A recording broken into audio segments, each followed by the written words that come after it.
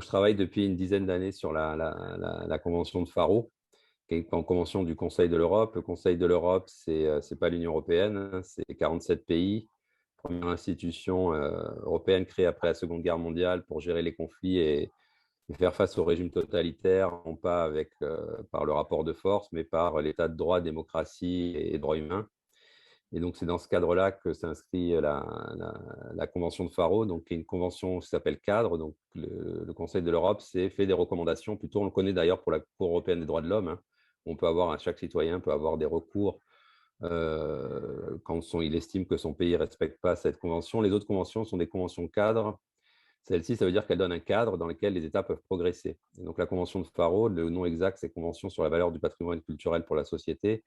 Et donc, c'est une convention qui s'intéresse pas à comment protéger le patrimoine, comme c'est les cas d'autres conventions qu'a eu avant le Conseil de l'Europe, et à quoi ça sert le patrimoine aujourd'hui dans le contexte actuel.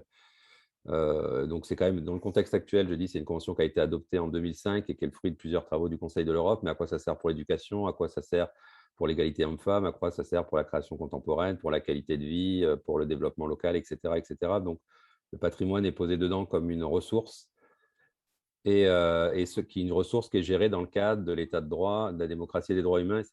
La Convention de Faro fait référence à ce qui s'appelle des communautés patrimoniales, donc des collectifs d'habitants ou de personnes, etc., qui attachent de la valeur à un patrimoine. Et c'est là-dedans que moi, j'ai commencé à travailler sur la Convention de Faro.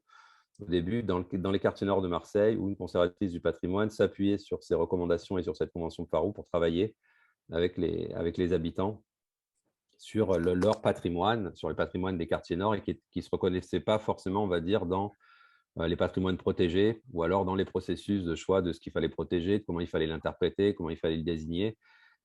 Et donc, Hôtel du Nord et les oiseaux de passage s'inscrivent dans cette réflexion. C'est à la fois comment on développe une économie qui permet d'exercer ce droit au patrimoine culturel et qui en même temps crée une économie locale. Donc, il y a cette double objectif de créer une économie pour permettre au récit d'être partagé, raconté, d'accueillir, et en même temps de créer de l'économie pour les gens qui s'appuient sur cette ressource.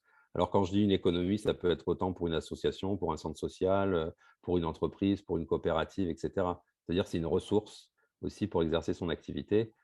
Et comment ça se fait dans un cadre, souvent on parle de Pharos par rapport au droit au patrimoine culturel, mais ça se fait aussi, ce droit s'exerce, donc c'est un droit humain, le droit culturel, je ne vais pas revenir dessus, mais qui est en tension aussi avec tous les autres droits humains, ils sont tous intimement liés, interdépendants, donc voilà, il ne peut pas s'exercer sans les autres droits.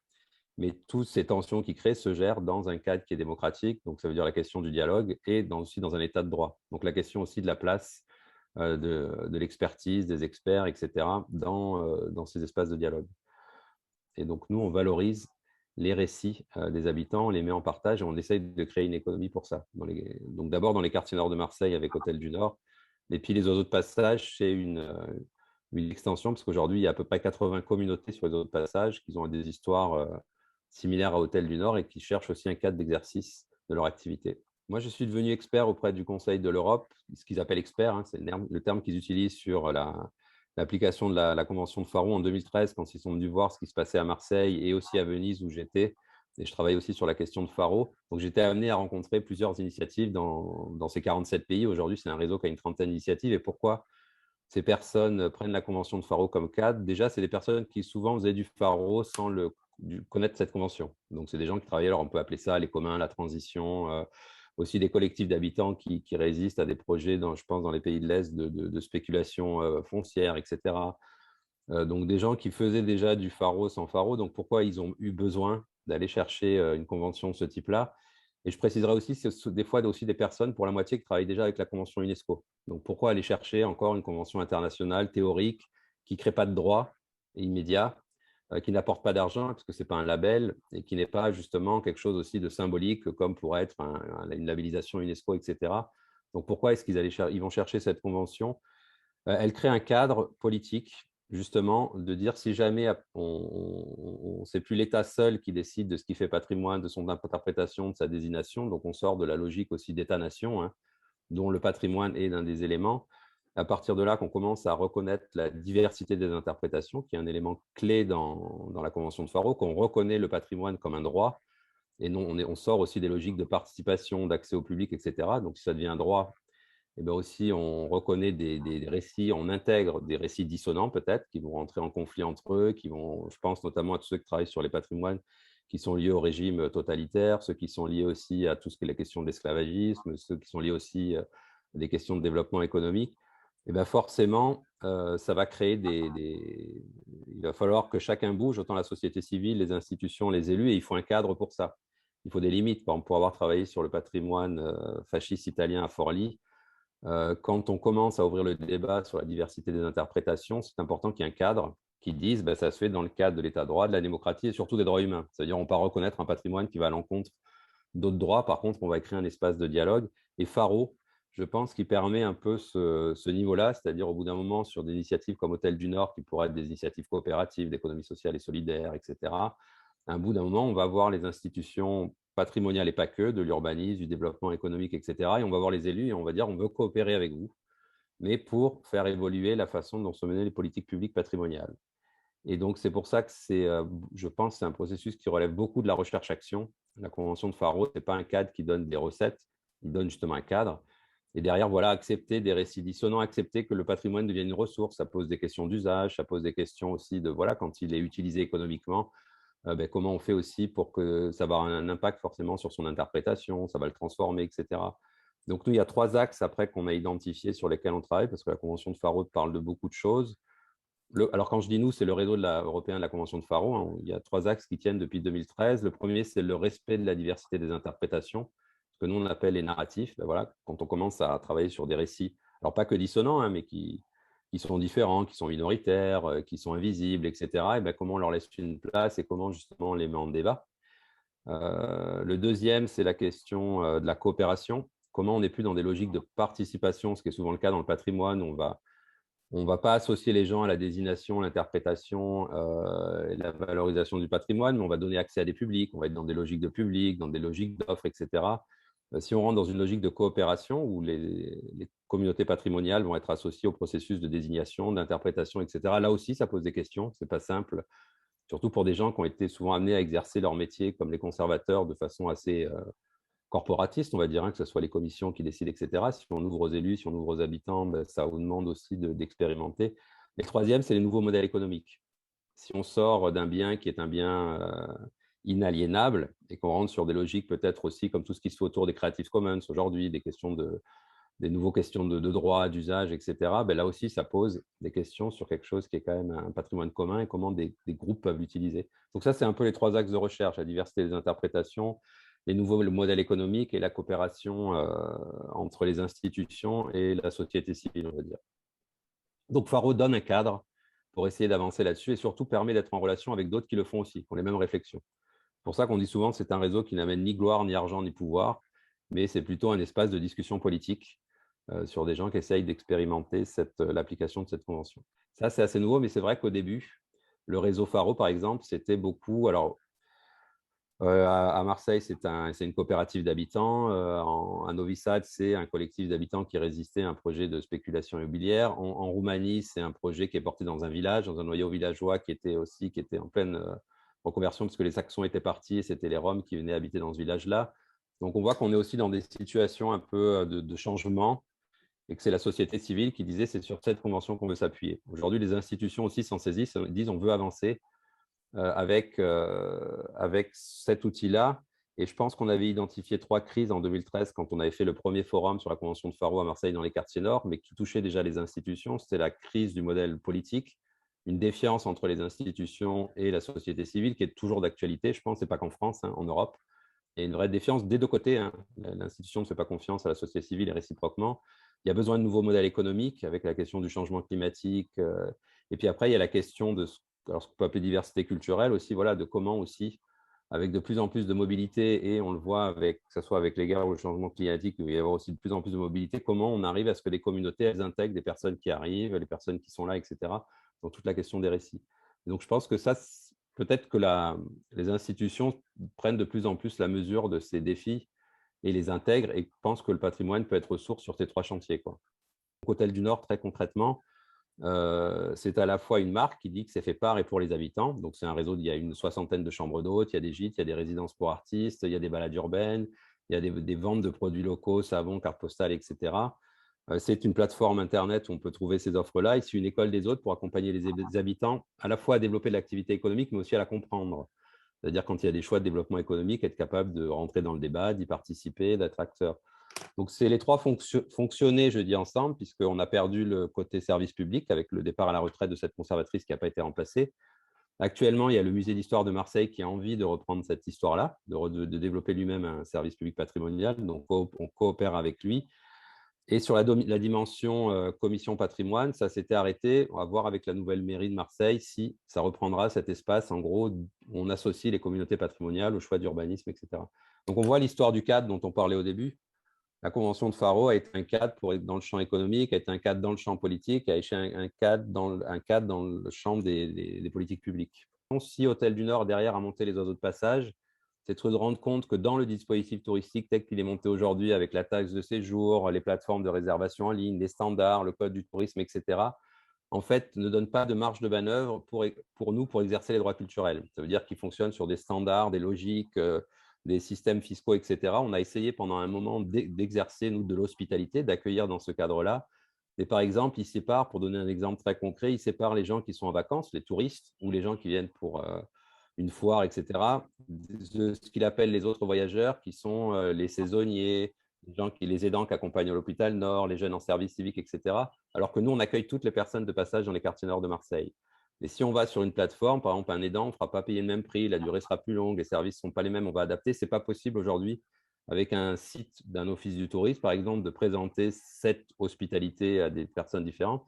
Et ce n'est pas possible sur un Booking ou un Airbnb. Le calcul du prix est un calcul qui s'appelle du revenu management, d'optimiser le revenu. Et donc, dans ce cas-là, on ne peut pas avoir ces logiques de négociation, d'accueil pluriel. Tout ce qui est, quand nous, on est allé sur nos plateformes, tout ce qui est nos histoires, nos combats collectifs, etc., n'a pas sa place non plus. Sur la centaine de critères qu'on retrouve sur toutes ces plateformes, c'est des questions de confort, de modernité, de technologie. Tout ça n'a pas sa place. Donc, pendant longtemps, on a essayé, nous, ce qu'on a appelé le tourisme de l'écart, donc d'essayer dans ce dispositif-là de travailler aussi avec les acteurs plus éthiques, plus durables, plus sociaux, etc. Et quand on a monté les oiseaux de passage, c'est se dire on ne peut pas exercer dans ce dispositif-là. Il faut aussi là transformer. Il ne faut pas innover, ça veut dire changer de dedans, mais inventer. Il faut inventer quelque chose de nouveau. Et donc, les oiseaux de passage, ça a été d'aller chercher d'autres communautés qui étaient comme nous dans une impasse par rapport à ce dispositif touristique, qu'il soit public ou privé, hein, et monter une plateforme qui à la fois nous permettait de présenter nos hospitalités de la manière dont on avait envie, donc de se présenter comme des collectifs, qu'on faisait des choses ensemble, qu'on travaillait sur des enjeux de rapport à l'humain, à la nature, qu'on accueillait aussi des gens très diversifiés, des saisonniers, des aidants, des réfugiés, des touristes, des professionnels, etc. Et en même temps de développer une activité de recherche, parce que tout ça, ça oblige à changer aussi quand on crée une plateforme, par exemple les algorithmes, les modes de calcul, les modes de présentation. À partir d'un moment où on permet par exemple à quelqu'un d'exercer ses droits culturels, donc de se présenter de façon très singulière, eh bien, on ne peut plus le rentrer dans un comparateur. On ne peut pas comparer des choses qui sont… Alors que la logique aujourd'hui, c'est de réduire quelqu'un à un tarif, une géolocalisation et un service, et puis après, on peut faire monter l'algorithme, les comparaisons, etc. Si chaque territoire est singulier et n'est plus en compétition avec l'autre, bah, du coup, comment on fait pour choisir? Et donc là aussi, on est obligé de réinventer. Et nous, par exemple, sur la plateforme des autres passages, on permet à chaque communauté de se présenter comme au collectif, comme individu, comme comment ils travaillent ensemble, mais aussi, du coup, on les découvre plutôt dans les récits. Les gens vont se promener dans les histoires de ces communautés. Par exemple, l'histoire du savon à Marseille. Dans cette histoire, on va leur proposer un endroit où dormir, un livre à lire, une balade à faire, une carte postale à envoyer. Et c'est là qu'ils vont choisir les choses qui vont composer leur voyage et c'est plus un comparateur. Donc tout ça, c'est le fruit des travaux de recherche qui se mènent. Donc les autres passages est à la fois une plateforme qui nous permet de nous présenter, ce qu'on ne peut pas faire, hein. Pour donner l'exemple, sur Airbnb, c'est interdit de rentrer en contact tant qu'on n'a pas payé. Donc on peut donner aucune info pour se présenter, de ne pas donner son email, mais aussi des spécificités qui fait qu'on pourrait être contacté. Mais c'est pareil sur un office du tourisme. Sur un office du tourisme de la ville de Marseille, on n'a pas le droit de dire qu'on est membre d'une coopérative, on n'a pas le droit de dire qu'on est membre d'Hôtel du Nord parce que par règlement, ils ne veulent pas mettre en avant certains labels, etc. Donc, on se retrouve un peu en compétition avec les autres. Et donc, le seul avantage qu'on a quand on est les quartiers nord, c'est le prix. Donc, il faut qu'on soit à des bas prix.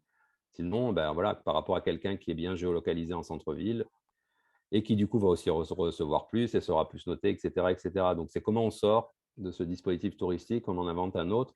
Et la Convention de Faro fait partie des cadres de référence des oiseaux de passage. Ça interroge aussi les politiques publiques Pourquoi dans un office du tourisme, autour de la table, il n'y a pas les acteurs, les foyers de jeunes travailleurs, les résidences pour étudiants, les maisons des saisonniers, les maisons des aidants, tous les gens qui accueillent pour qu'on mette une politique d'hospitalité d'un territoire et pas qu'on mette en compétition ce qu'on voit aujourd'hui quand même sur pas mal de territoires, les touristes qui viennent prendre la place des saisonniers, des étudiants, des habitants, etc. Parce qu'on a deux systèmes d'hospitalité, on va dire, qui sont en compétition. Sur Hôtel du Nord, il y a 80 sociétaires dans la SIC. Il y a des gens qui sont aussi qui travaillent avec la coopérative qui n'en sont pas membres. Hein, c'est un choix d'en devenir membre. Mais dedans, il va y avoir des écrivains, il va y avoir une maison d'édition, une radio, la Cité des Arts de la Rue, il y a deux savonneries, il y a tous les marcheurs, tous ceux qui marchent, qui arpentent les quartiers, parce que le sous-titre d'Hôtel du Nord, c'est Fabrique d'Histoire. Donc, tous ceux qui continuent à arpenter les quartiers, à collecter les archives, les récits, à les rendre, à en rendre compte, etc. Donc, je dirais même qu'avec le Covid, c'est ce qui a pris un peu le dessus dans l'activité. C'est toute l'activité de marche, à la fois dans la production de contenu et dans les rendus. Tous les artistes qui travaillent sur les nouvelles cartes postales, sur des résidences, etc. Donc, les hébergeurs sont une part des membres de la coopérative, mais ils sont 25, ils ne sont pas tous sociétaires, ils sont une vingtaine sur 80 sociétaires. Et après, il y a aussi beaucoup d'artistes, il y a des collectifs d'habitants, il y a des associations, il y a des entreprises. Donc, c'est vrai qu'on a commencé par l'hébergement parce que c'était, dans le terme de la rencontre, dormir sur place dans les quartiers nord, c'était pour nous, c'était important. Mais derrière, après, on a développé les balades et aujourd'hui, on a aussi publié une quinzaine d'ouvrages qui racontent Marseille par son nord. Donc là aussi, on est dans un récit qui est différent du récit marketing de la ville de Marseille, la ville de 2600 ans, de Pagnol, etc., etc. On est aussi c'est une ville ouvrière, c'est une ville de migration, c'est une ville qui a un rapport à la nature particulier, etc. Donc il y a aussi il y a des éditeurs et des auteurs dans les membres, des gens qui ont écrit ces ouvrages. Tout l'intérêt aussi d'une approche Faro, on disait c'est pas une visite guidée. On ne va pas donner voilà la version de l'histoire des migrations à Marseille. On va donner même des points de vue différents, et ce qui fait que souvent, il y a aussi les gens, ça va raccrocher à leur propre récit à eux, et ils vont aussi contribuer au récit, soit parce qu'ils ont une partie de leur famille qui est passée dans les mêmes histoires, au même endroit, soit parce qu'il y a des phénomènes similaires là où ils sont. Et c'est un peu, il y a un texte de Paul Ricoeur, moi j'aime bien, Quel pour l'Europe, et lui parle d'enchevêtrement des récits. Et c'est vrai qu'on le voit dans nos balades, hein. Les balades deviennent très collectives au bout d'un moment. Et en fait, une balade, quand on fait une restitution, c'est aussi un moment de travail. Parce que de fait, les gens vont amener des points de vue qu'on n'avait pas imaginés, d'autres interprétations qu'on n'avait pas imaginées, des liens avec des faits historiques qu'on n'avait pas trouvés nous-mêmes. Donc, de fait, ils viennent membres de la communauté, ils participent à la fabrique d'histoire. Alors après, ils peuvent avoir envie de revenir, etc. Ou juste, ils ont participé une fois et puis après, ils vont vivre leur vie. Quoi, ils continuent sans être forcément impliqués dedans, mais ils peuvent acheter un ouvrage, ils peuvent documenter. Il y en a qui nous renvoient des photos, il y en a qui nous renvoient des textes. Donc, ils commencent à participer. C'est aussi, il faut voir le sens communauté, pas dans le sens où on l'entend en France, où communauté est quand même un sens très fermé, ce qui n'est pas le même en Italie, ce qui n'est pas le même en Angleterre. Ça aussi, c'est Faro, hein, c'est toute la… Quel imaginaire renvoie un mot. Et en France, on est souvent sur une idée d'une communauté communautariste fermée. Là, c'est une communauté ouverte. Les gens peuvent entrer, sortir, participer, ne plus participer pendant longtemps, être très impliqués. Ça veut dire trouver une économie, c'est aussi comment les gens qui ont en responsabilité la rénovation des quartiers nord de Marseille, à un moment, ont connaissance de ces récits. C'est-à-dire que la carte n'est pas blanche. La carte, elle est composée d'énormément de récits. Donc, les balades sont un endroit, les livres qu'on édite. Et le fait que ces livres, souvent en politique de la ville, on édite un ouvrage, puis au bout de 3 mois, il est mis dans des cartons et il est plus partagé. Nous, les chambres sont aussi, dans toutes les chambres, on trouve tous les ouvrages qui ont été publiés par Hôtel du Nord, Le Savon, Le Miel, etc. Donc, c'est un autre endroit, en fait, où ça fait vivre ces récits. Et puis après, ça va être aussi ce que je disais, c'est-à-dire dans la création d'espaces comme la commission patrimoine, le travail avec le politique aussi, pour que on soit autour de la table dans les choix de développement économique, ce qui n'est pas le cas aujourd'hui, ce qui ne l'est plus, ce qu'il était avant. Aujourd'hui, quand on est Hôtel du Nord, donc c'est pas, c'est pas parce que quelqu'un a un hébergement qu'il aura plus. Lui, il va juste, de par son hébergement, permettre à ses récits, à des gens qui arrivent à un moment, soit à travers les livres qu'ils vont prendre, soit parce qu'ils vont discuter avec l'autre, et toutes nos balades sont gratuites pour nos hôtes. Donc, ils vont à un moment l'orienter en lui disant votre histoire, vous venez de je ne sais pas quel endroit d'Ardèche, vous savez qu'à Marseille, il y a tout un quartier qui est lié à la Farge. Et du coup, ils vont les renvoyer sur ces endroits-là et ils vont faire les mises en lien. Donc, c'est pas parce qu'il y a plus d'économie qui est générée, par exemple, pour les hébergeurs qu'ils ont plus la parole. Je veux dire, c'est aussi le principe une personne, une voix. C'est comment ces récits, en fait, pour nous, la demande que m'avait fait Christine Breton il y a 10 ans, ils n'existent pas juste au moment des Journées européennes du patrimoine, mais ils existent toute l'année. Et c'est quand on fait des résidences artistiques, c'est quand on participe à des projets de rénovation urbaine, les gens viennent, qu'ils soient hébergeurs ou pas. C'est un peu la bataille aussi d'essayer justement de recréer ce lien avec le musée, etc. Ça veut dire que ce n'est pas juste produire des récits pour produire des récits. L'économie est un vecteur pour faire exister ces récits, mais l'urbanisme en est un autre, la politique culturelle en est un autre. Je pense que c'est différent de te dire, je dois faire rénover un quartier. Qu'est-ce qui est important pour vous? Quels sont les récits? Comment on les intègre? Et c'est pour ça que je disais que c'est… En France, je trouve qu'il y a une des difficultés dans les droits culturels, c'est qu'il n'y a que les acteurs des droits de la culture qui en parlent, souvent. Si moi, je suis invité à parler de droits culturels, ça va être parce que ça se fait dans un théâtre avec des directeurs de… C'est la FAMDT, etc., etc. Alors que ce n'est pas, c'est pas ça, c'est une question d'urbanisme, c'est une question de développement économique, c'est une question d'éducation, c'est une question de santé. Et du coup, c'est dans ces espaces-là que ça doit être discuté. Et je ne sais pas pourquoi en France, il y a vraiment une difficulté, comme si ce n'était qu'une question de politique culturelle. Et on a du mal dans l'urbanisme, à ce que voilà, il y ait une commission d'urbanisme qui mette autour de la table des gens qui travaillent sur des questions de patrimoine culturel, mais dès le début. Alors, dès le début, ça ne veut pas dire à la place d'eux, hein, ce n'est pas une responsabilité où ils vont venir prendre la place des techniciens et des élus, mais ça fait partie aussi, je disais, de la carte, ça veut dire, ça fait partie des éléments qu'on va prendre en compte dans la prise de décision. Il faut changer de règles, de façon de travailler, et il faut bien articuler droit humain, démocratie, état de droit. Et je pense que les deux derniers, même quand on parle de droit culturel, souvent, il faut bien les remettre les deux, autant l'espace démocratique, mais aussi l'état de droit. Ce n'est pas juste parce qu'on a un espace démocratique qu'on peut prendre la parole. Je veux dire, ce n'est pas si simple que ça. Nous, on le voit dans Hôtel du Nord, tu me posais la question des DMT. Il y a des gens qui sont habitués à parler dans l'espace démocratique, d'autres non. Ou alors, ils sont habitués dans d'autres espaces démocratiques. Et là, on vient sur les droits culturels, on va être dans d'autres logiques, d'autres façons de la palabre, d'autres façons de discuter, d'autres façons de négocier. Et du coup, c'est comment on prend en compte aussi ces d'autres pratiques démocratiques. Et on n'est pas juste dans j'ai créé un espace démocratique, une personne, une voix, et c'est bon. Ça, c'est des réflexions qu'on a aussi dans Hôtel du Nord, parce qu'on voit bien que pas tout le monde n'est représenté, ou quand ils sont représentés, ils ne prennent pas tous la parole. Pour moi, il y a une vraie différence entre innover et inventer. Ça veut dire que tu aménages un système qui fonctionne et tu essayes en gros de y créer des externalités négatives, tu essayes de les réintégrer et d'aménager au mieux, mais tu ne bouges pas la structure elle-même. Faro, je pense que justement par rapport à une convention UNESCO qui elle-même quand même si ce n'était pas le projet initial, est toujours dans une logique où c'est l'État qui décide de ce qui est patrimoine et qui est la communauté qui est légitime à transmettre un patrimoine. Là, on est quand même dans autre chose. Dans Faro, on dit non, il faut changer la façon dont tout ça s'exerce, mais ça ne veut pas dire on va remplacer les experts par des habitants ou des choses comme ça. Mais il y a bien dans le dispositif actuel, il a une limite, même on peut l'aménager tant qu'on veut. Il crée toujours des tensions, etc. Donc, il faut bien changer. C'est pour ça que j'ai une dimension de recherche-action qui est importante. C'est-à-dire, c'est vrai qu'à partir du moment où tu fais de l'urbanisme et tu vas mettre autour de la table de la décision des habitants qui n'ont pas des compétences pour lire les plans d'urbanisme, c'est pour ça que l'état de droit est aussi important. Il faut aussi des experts qui viennent les accompagner, qui les forment. Ça, on le voit de plus en plus quand même dans les processus de concertation. Sinon, tu retrouves toujours les mêmes dans les processus de concertation qui ont développé une expertise en tant que citoyen. Et tout ce que tu parlais au début, les minorités, etc., tu ne les retrouves pas. Parce que ce n'est pas une logique de droit. Il faut que tu sois compétent pour arriver à négocier avec un expert au même niveau. Donc moi, voilà, je pense qu'il y a Faro n'est pas un niveau supérieur d'un processus participatif. C'est de dire non, on va essayer de travailler dans une logique coopérative. Et donc, ça veut dire que ce n'est pas simple, mais ça veut dire que voilà aussi, rien que le fait que la société civile, élue et institutions disent qu'il faille changer les règles de la façon dont des relations qu'elles ont, c'est déjà un pas énorme.